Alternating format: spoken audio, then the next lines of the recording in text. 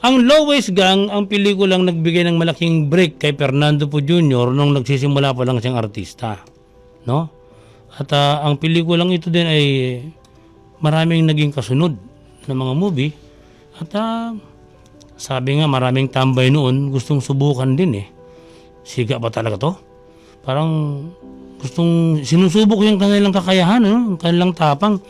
Sabi nga daw na dati ni Fernando Poe Jr., yung pagiging mga siga naman sa pelikula, hindi naman dapat dinadala sa tunay na buhay. Ano? Tropa na ni FPJ si Mang Berting Labra na sa kabutihang palad nakakausap ko yan noong nakalaya 90s, no? Kasi nasa showbiz pa ako noon, no? Bakit nakulong si Mang Berting? Kasi nasangkot siya sa di umano pagpatay ng tatay ni Pops Fernandez na si Eddie Lagalag Fernandez sa isang ma-influensyang tao na kung hindi ako nagkakamali Pangilinan ng apelyido noon eh. So yung pagkakapatay nung tatay ni Pops Fernandez doon sa isang tao, nadamay si Mang Berting Labra. Kaya nakulong sila. Pero ang totoo, ang kwento sa akin ganito, no? Si Mang Berting at yung Tony Cruz, tinatawag namin Tony Bagyo ito eh. No? Talagang may karelasyon daw kasing artistang babae yung Pangilinan na yun eh. Kung di ako nagkakamali, si Rosana Ortiz. Yun, no? Yung Rosana, malapit din yun kay Eddie. Isang gabi may shooting si Osang, naroon din si Eddie. Si Mang Berting, natutulog lang daw siya sa isang jeep na nakagarahe malapit dun sa location shoot. Dumating yung isang kotse, may sakay ng mga tao, tila nagkasagutan yung isang lalaki dun at yung actress. Umaawat lang naman si Eddie. Pinaputukan siya. Pagbaril sa tatay ni Pops, tumilapon siya sa kanal. Nagising si Mang Berting sa putok.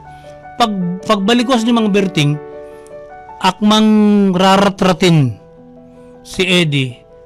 Biglang lumutang si Tony Bagyo, benaril yung mama na napapatay sa tatay ni Pops Fernandez. Ganun ang kwento nila, no? Di nataranta na sila kasi duguan si Eddie. No? Dinala ni Mang Berting sa ospital. Si Eddie Lagalag.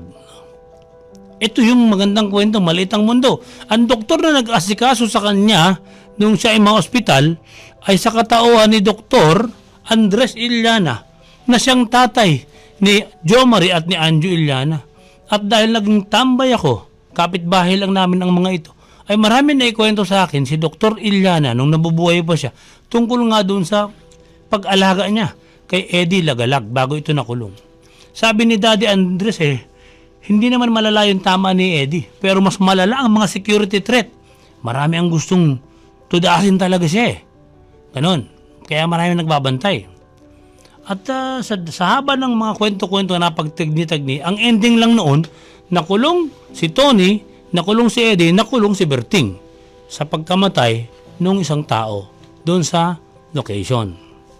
I-atras natin ng konti yung panahon. Yung si Tony, katropa na yan nila FPJ, ganon, kasama noon yung sikat na aktor na si Saldi Siornak, action star yan. Kasama na rin noon si Mang Berting Labra.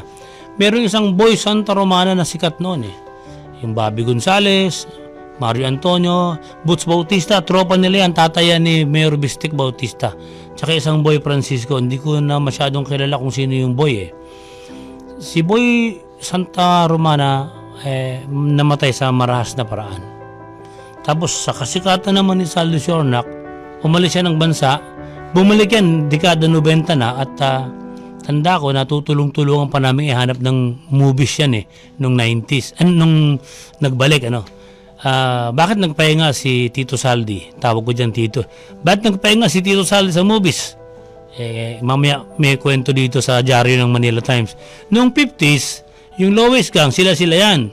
Ang mga pelikula nila, talaga mga sikat na sikat sila, mga siga ang dating nila. At ang filmmaker na sikat noon, yung tatay ni Randy at Raymart Santiago. Direktor yun no? May mga tunay na sindikato naman na nangungutong sa mga pelikulang sikat na yung mga producer, kukutungan, yung mga industry people, kinukutungan, no?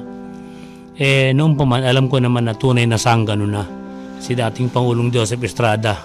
Para mabait yan. Pag nakakausap namin yan, hindi tumatanggi yan kahit anong interview.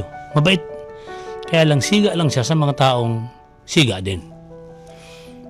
Kasing sikat na siya ni FPJ sa movies noon. Nanindigan silang dalawa nung 60s. Wakasan ang pangingikil ng mga sindikato sa industriya ng pelikulang Pilipino.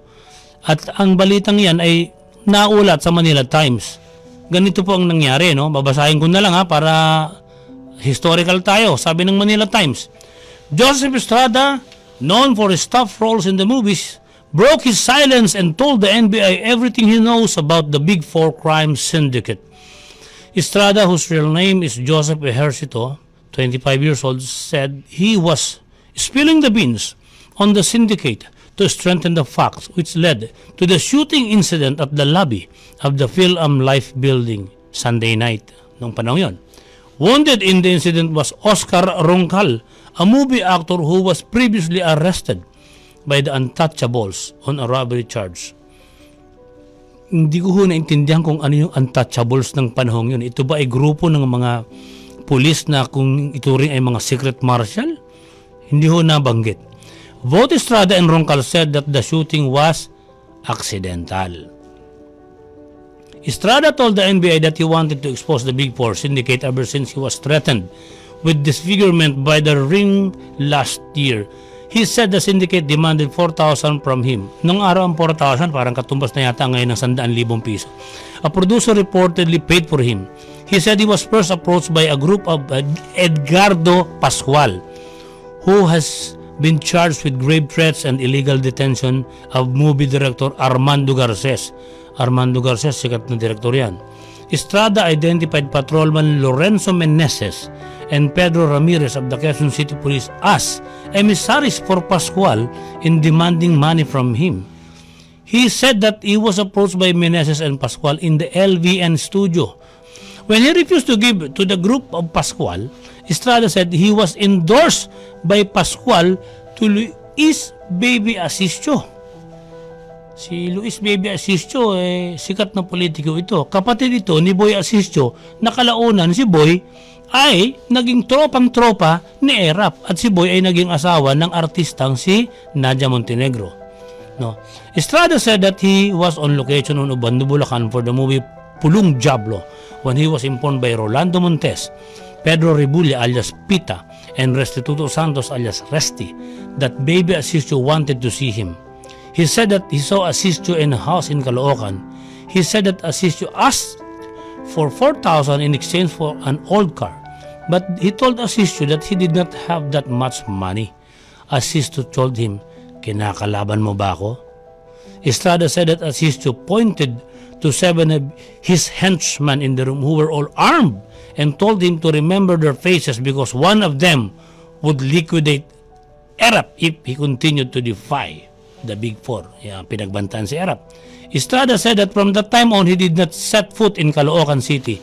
He said he also refused to continue the filming of Pulong Diablo because he would be passing through Caloocan to go on location. To save the picture, Estrada said the producer forked over 4,000 to the group of Asistio, but this did not stop the harassment by the group. He said the men of Asistio continually passed by in a jeep in front of his house in San Juan, brandishing firearms and branding iron. He said that the group next turned on Fernando Po Jr. Like him, Estrada said Po refused to give any money to the syndicate. He added he decided to stay with Po in the latter's house. Estrada admitted he and Po stuck up arms in the house. Talagang lalaban din sila ng patayan, no? Nung panahon, yung mga bata pa sila nun, ha? He even said he made out a last will and testament saying that if he died, only 2 persons, Baby Asistio and Pascual, were responsible. He said he had copies of his statement made out for President Macapagal. Tatay ito ni Gloria, si President Diosdado Macapagal, and PC Chief Dominador Garcia and other officials. Estrada said that he was despondent over the importance of the police agencies to go after the syndicate until he learned that the Untouchables was formed to crack down the ring. Ang Untouchable nga, mga secret marshal na police. When the drive against the Big Four started, Estrada and Poe were abroad working on a movie. Estrada said that the task force immediately contacted him at the airport on his arrival. He said he promised to testify. He said that when Montes learned that he had been contacted by the NBI, Montes, in the company of Saldi Shornack, Gregorio and Cecilio Chico, went to see him at the Film Life building that Saturday. Estrada said Montes immediately confronted him and told him, "Siga ka na ngayon. Sinasalubong ka na ng NBI." Estrada said he told Montes that it was none of his business. An argument then followed. Montes made a move as if to draw something. Estrada pulled out his magnum revolver. Knowing that Montes was one of the lieutenants of Baby Asistio, Estrada admitted pointing the gun at Montes, but he said when he saw that Montes and his companion were unarmed, he just kicked Montes. Sinipa niya lang.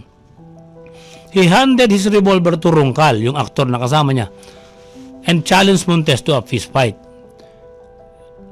Nung binibigay niya yung baril, nahulog sa sahig, pumutok. No? The gun went off, hitting the floor. Roncal was hit in the left leg. The trajectory of the bullet, which was upward, confirmed Estrada and Roncal's claim that the gun went off on hitting the floor. Estrada said that there was nothing between him and Saldi Shornack. He said that the only probable reason Shornack testified against him before the police was that Shornack was trying to protect Montes. Estrada also denied that shooting was over a movie actress. Estrada called unfair the charges of grave threat and maltreatment filed against him by the police. He said the police did not even consider his and Roncal's side. Yun po ang dahilan kung kung ba't nagpahinga rin pansamantala si Saldi Shornack. Kasi pagdating ng mga panahon, yung San Juan nahawakan na ni Erap for 17 years as mayor. Siguro nagkaroon na rin ng mga takot.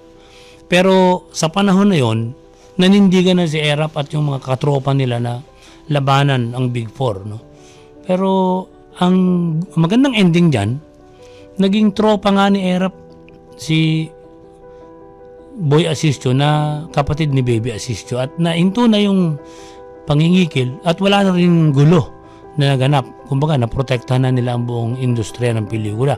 Pero alam niyo ba, na hindi lang sa Pilipinas nauuso ang pangingikil ng mga sindikato sa movie industry?